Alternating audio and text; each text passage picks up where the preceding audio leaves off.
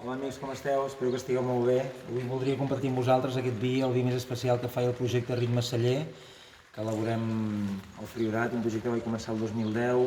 Ara tenim el celler a la Vilella Alta, treballem 16 hectàrees i el vi que tastarem avui és la Ter 2015, que és un vi elaborat en vinyes de costers, de 3 costers diferents, que és una barreja en vinya que bàsicament és carinyena amb una mica de garnatxa.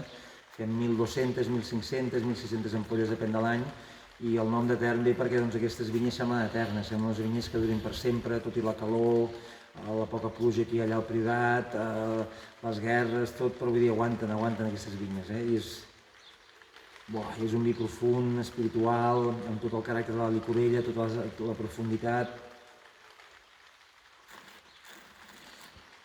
Gras, intens, però a la vegada elegant, seductor, fi.